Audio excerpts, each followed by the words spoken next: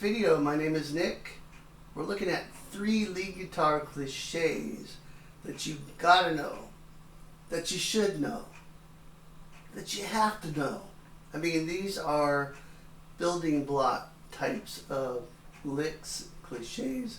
These are all pentatonic based. You can go back to Chuck Berry. All the old blues guys use these types of licks. All the way up through 70s rock, Michael Schenker, Jimmy Page, of course Jimi Hendrix, Stevie Ray Vaughan. The Shredders use them, Yngwie Malmsteen, Vinnie Moore, John Petrucci. We can't forget Ace Frehely, right, from Kiss. And these are just highly useful. I think of them as building blocks, and they're repeating licks, so they grab the ear. It's a cool thing about repeating something is it kind of sticks in the listener's ear.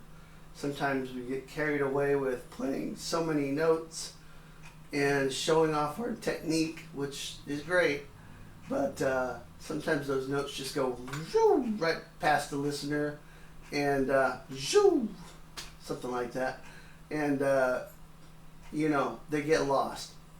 But when you play something simple that repeats, it just kind of gets lodged in there. And a lot of times, I've noticed when I'm on stage playing, those types of licks tend to grab the listener more than the fast, flashy licks. So for whatever it's worth, I think, besides all of that, these are just really good tools to have in your arsenal as an improviser, someone who writes solos for music. They sound great. They're good launching pads for other types of licks, and they're pretty easy to play. So with that in mind, let's get started. Right before we do that though, if you are an advanced player or you're looking to become more advanced in the areas of sweep picking and arpeggios, make sure you check out my free guide, Sweep Picking Boot Camp. It will get you rocking and rolling on some killer sweep picking exercises and licks. Alright, so let's get started. So the first cliche I want to show is my little improv at the beginning there. Use several of these kind of mixed together. But we're going to key a B minor here. Okay, so all of these are pentatonic based. So we're just going to be based in this first position of the B minor pentatonic. So let me show you that real quick. I'm on the low E, 7-10, 7-9 on the A, 7-9 on the D, 7-9 on the G, 7-10 on the B, 7-10 on the high E. I'm sure most of you are familiar with that. If you're not, now would be a good time to do that. We're also going to add in the blues note, so we're going to add the flatted fifth in there. This happens in a couple spots in this first pattern. Okay, the 8th fret on the A string, and the 10th fret on the G string. We're specifically going to use this one. But the first cliche is straight pentatonic, and this goes like this.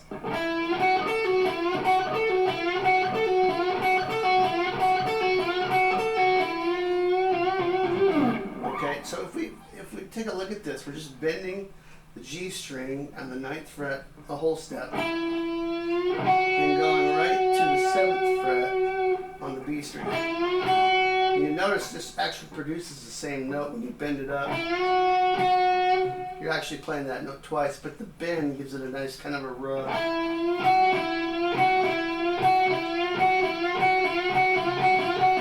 That could almost be its own cliche there, but we're going to add another couple of notes to this.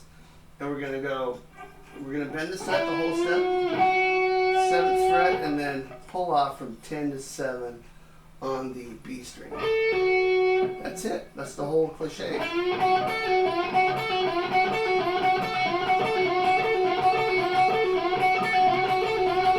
Now you could play this evenly. In other words, this kind of has a staggered feel to it. And I think it's cool to play around with that as far as the timing and the rhythm of that. depending on the music you're playing over, you can really milk that and manipulate that bend and create certain timing and phrasing contours that sound really cool. But if you wanted to just to play it straight, it would sound like this.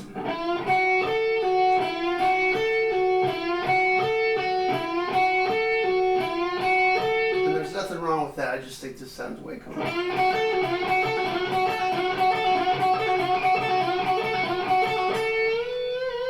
And when you're playing these cliches, sometimes it's good to think about how you're going to end it. On this one, you could end it with a bend on the G string or a bend on the B string where you're bending up to the root from the 10th fret up to the 12th fret up to that B. So we have this. Or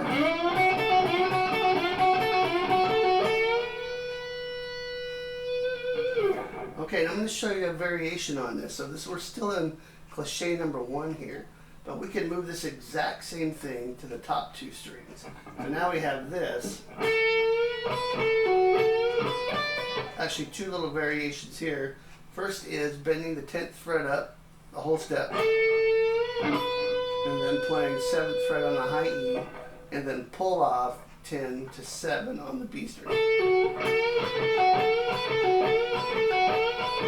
Okay, so that's a little different than this, right? If we move that up across the top 2 strings and played exactly that same idea, it would be this. But we've also got this right underneath our fingers, which is very similar. So we can combine this.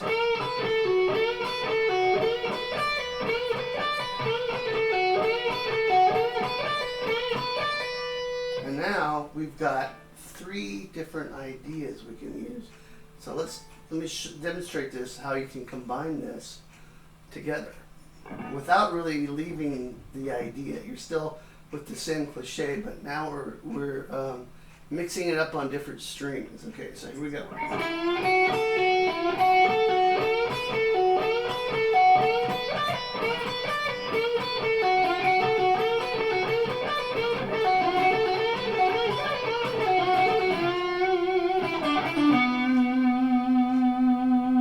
Probably heard that in a lot of great solos.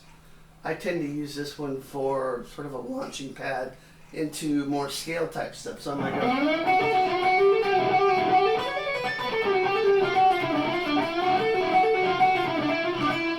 just kind of mix it into my playing, but it's a great little jumping off point. Okay, cliche number 2. Now this one is the kind of the Chuck Berry lick, where the Chuck Berry lick would actually be this, where you're barring across the top 2 strings, bending on the G string, and then barring across the top 2 strings on the 7th fret. But the actual cliche I'm working on here is this.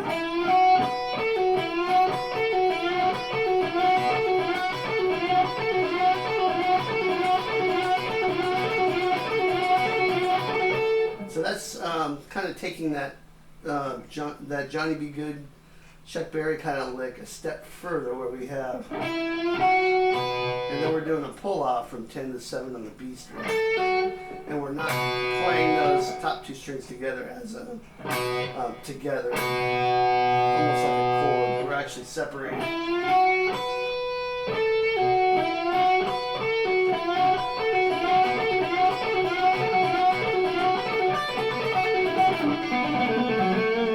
That's the old Randy Rhoads lick from Mr. Crowley.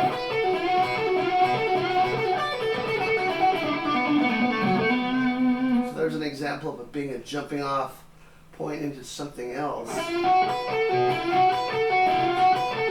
Once again, you can play around with the timing of the first bend.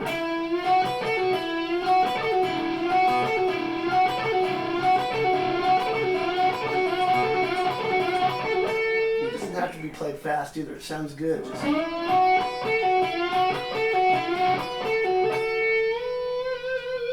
bending up to the root there to kind of end that. A simpler version of this, we're still talking about cliche too, would be to pick all the notes separately on the Chuck Berry lick. So instead of, we were just playing this.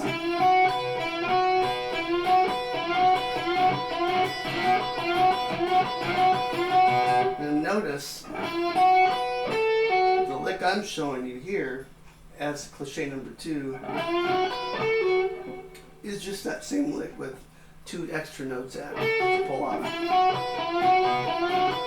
So I kind of see all this stuff as little slight variations of each lick. I mean, you're basically just adding a note here and there to change it up.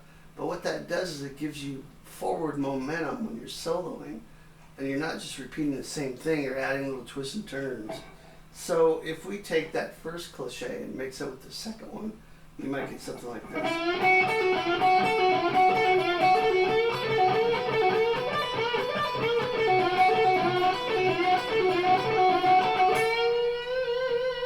That's a lot of music just right there, just with those 2 ideas, I'm sorry, those 2 cliches there. The third idea I want to get to is just a simple repeating idea that does this.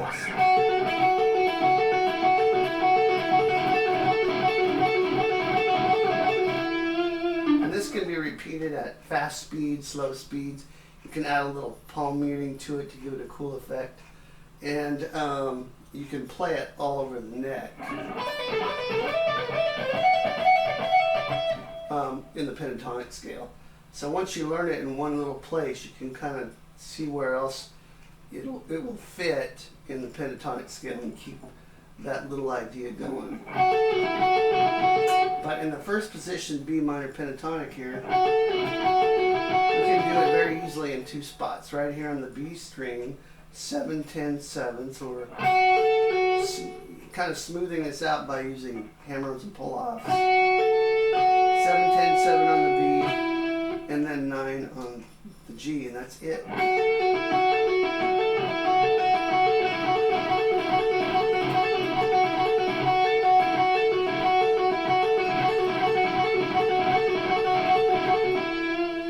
Now you can actually play this lick across the top 2 strings as well. So you can play those.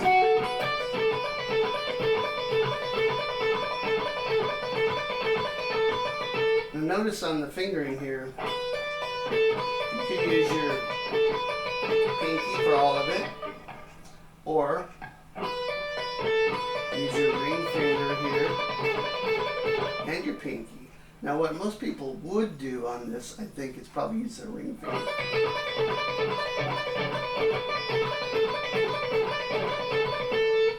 Same with this one. But I'm going to show you something that I ripped off from John Norum. And if you don't know who John Norum is, please go check him out. Google him, great guitar player, N-O-R-U-M, John Norum. I stole this from him, one of his instructional videos. So instead of doing this, which is great, but you can get more speed, and I think fluidity, and it's easier too, using the pinky and then coming over with the ring finger for the note on the G string.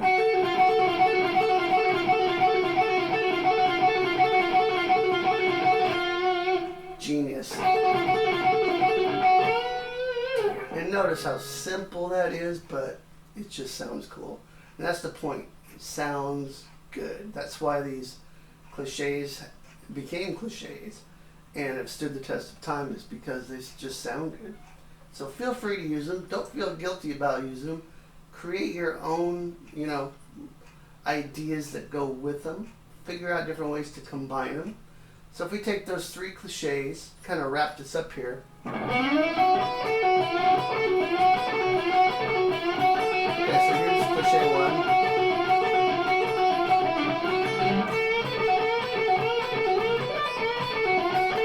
Cliche 2. Cliche 1.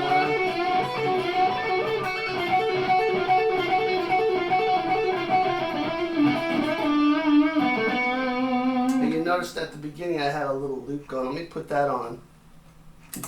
And we'll wrap it up here. Just going to play these cliches. Kind of a slow tempo here, just so you can really hear in the context. I got a little B minor chord progression going on in the background. Alright, I'll see you next time. Make sure and grab your free sweet picking guide, Sweet Picking Boot Camp. Rock on.